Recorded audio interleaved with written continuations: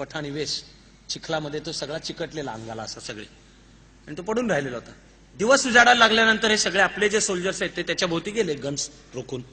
हा आडवा पडल्या पडल्या सांगत राहिला की मेरी कुछ गलती नाही साहब, मैं तो सिविलियन हूं, आप जो बोलोगे मैं बताऊंगा. मला उलट मी तुम्हाला जास्ती माहिती सांगतो. कर्नल बाली त्याच्यापर्यंत आला. पुन्हा कर्नल बालीला निर्णय घ्यायचा एका माणसाच्या जीवाविषयी. तो पडल्या पडल्या आरडाओरडा करतोय, त्याचा आरडाओरडा ऐकला सगळा. कर्नल बाली मग याला म्हणाला की साले आज तो तू बच गया, चल इसको छोड़ देते हैं. म्हणून तो निघाला. तेवढ्यात त्याच्या सेकंड इन कमांडने त्याच्या पाठीवर हात ठेवला आणि तो म्हणाला, साहब ये 5 लोग थे, हमने 4 को तो मार दिया, इसको जिंदा छोड़ के क्या करेंगे.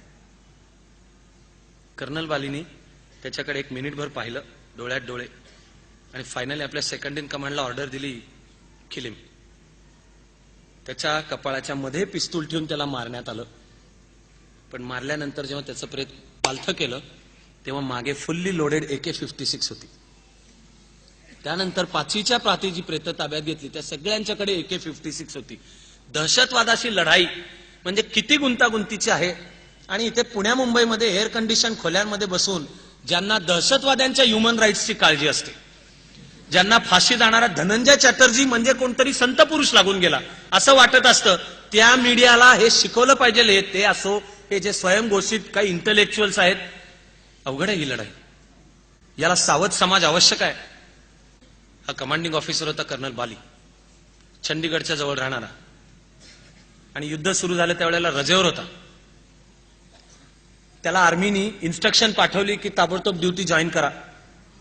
आर्मी एवढंच सांगत असते, कसे या, हे तुमचं रिझर्वेशन, तुमच्याकरता AC2 टायरे वगैरे काही नाही, या तारखेला इतक्या वाजता यायचं. You are to do or die and never to ask why. हे लॉर्ड टेनिसनच्या विश्वविख्यात एका अजरामर कवितेतली ओळ आहे. Into the valley of death rode 600. क्रिमियाच्या युद्धामध्ये एका युनिटला चुकीची ऑर्डर मिळाली. 600 जण, त्यांना माहित होतं ऑर्डर चुकीची आहे, but they followed it. Lord टेनिसननी ती अजरामर कविता करून त्यातली ही ओळ आहे, you are not to ask why, you are but to do or डाय.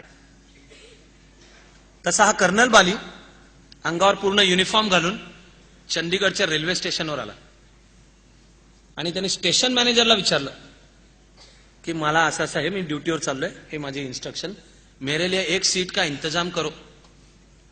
असं म्हणल्यावर तो स्टेशन मॅनेजर म्हणाला की साहब क्यों नहीं, हो सकता है 1 सीट का इंतजाम, लेकिन पहले हमारे चाय पानी का बंदोबस्त करो. कर्नल बालीने हे ऐकलं आणि तो त्या स्टेशन मॅनेजरला म्हणाला, अभी तेरे चाय पानी का इंतजाम कर देते. म्हणून त्यांनी खारखन थोबाडीत मारली त्याच्या. मला अर्थात आनंद वाटलाच, पण अशी थोबाडीत प्रत्येक जण नाही मारू शकत. भुसावळच्या जवळच्या गावात लान्स नाईक बाबूसिंग राजपूत राहत होता. त्याला पण आर्मीचं वॉरंट आलं, तो पण निघाला. घरात फक्त वृद्ध आईवडील, त्यातले वडील आजारी, म्हणून त्याने आईवडिलांना टेम्पो ट्रॅक्समध्ये भरलं. त्याचा प्लॅन भुसावळमधल्या हॉस्पिटलमध्ये आईवडिलांना रवाना करायचं आणि मग भुसावळमध्ये जी ट्रेन मिळेल पुढची ती घेऊन ड्युटी जॉईन करायला जायचं. भुसावळच्या बाहेर वर्दीतल्या 6 पोलिसांनी बाबूसिंग राजपूतला पकडलं आणि म्हणाले, ही ट्रॅक्स प्रवासी वाहतुकीची नाही, त्यामुळे तुला दंड पडणार. बाबूसिंग राजपूत सांगत राहिले, ठीक आहे ना, दंड तर दंड, जो दंड, पण हे माझं वॉरंट, मी ड्युटीवर चाललोय सीमेवर लढण्यासाठी म्हणून, ह्यांना नुसता दंड नको होता. 6 पोलीस त्याला म्हणाले, पैसे टाक. बाबूसिंग राजपूत चिडला आणि त्यांनी त्यातल्या एका पोलिसाची गचांडी पकडली. वर्दीतल्या आणि ड्युटीवर असलेल्या पोलीसची गचांडी पकडली म्हणजे इंडियन पिनल कोड सेक्शन 353 खाली हा अपराध झाला, ऑब्स्ट्रक्टिंग गव्हर्नमेंट वर्क. आणि गव्हर्नमेंट वर्क काय, ड्युटीवर चाललेल्या जवानाकडनं पैसे खाणे. म्हणून बाबूसिंग राजपूतला अरेस्ट झाली. ती रात्र बाबूसिंग राजपूतनी पोलीस कस्टडीत काढली. दुसऱ्या दिवशी त्याला मॅजिस्ट्रेट समोर हजर करण्यात आलं. मॅजिस्ट्रेट शहाणा असला पाहिजे. मॅजिस्ट्रेटने बाबूसिंग राजपूतला सोडून दिलं. बाबूसिंग राजपूत घरी गेला आणि विष घेऊन त्याने आत्महत्या केली.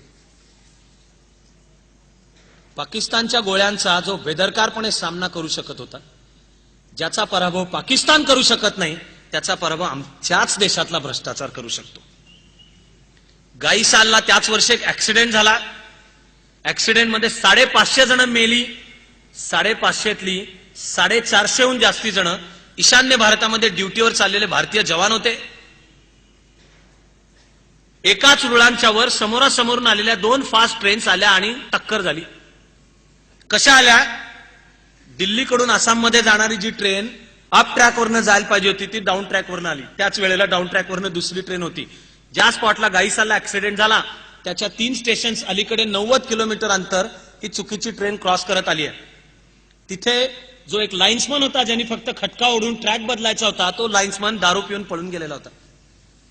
त्यामुळे ती ट्रेन अप ट्रॅकवरनच येत डाऊन ट्रॅकवरनच येत राहिली. 3 स्टेशनवर त्यांना ग्रीन सिग्नल मिळाला. तो मिळाल्याने झोपेत दिला का? दारू प्यालेला होता का तो? का ज्यांनी सिग्नल द्यायला पाहिजे तो पळून गेलेला, जा रे तू दाखव रे, कुठली तरी ट्रेन असते तुझा तू सिग्नल दाखव रे.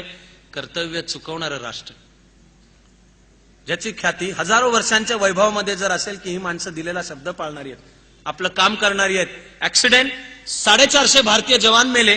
आता मी तुम्हाला सांगतो की कारगिलमध्ये भारतीय जवान किती मेले. ती संख्या 364.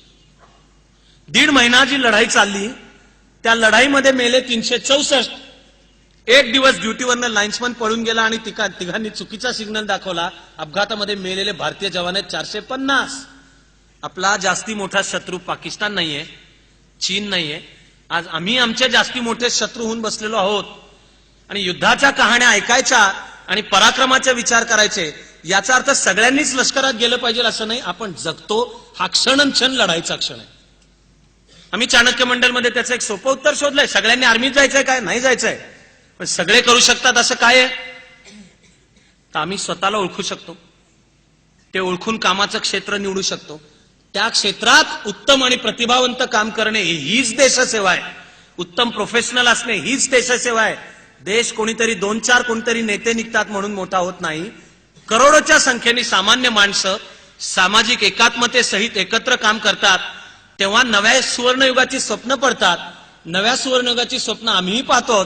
या कथा ऐकायच्या असल्या तर त्या सगळ्या आपणही पाहूयात आणि म्हणून ती नव्या सुवर्णयुगाची स्वप्न आठवत या ओळीची एकत्र आपली प्रार्थना आता सुरू करूयात.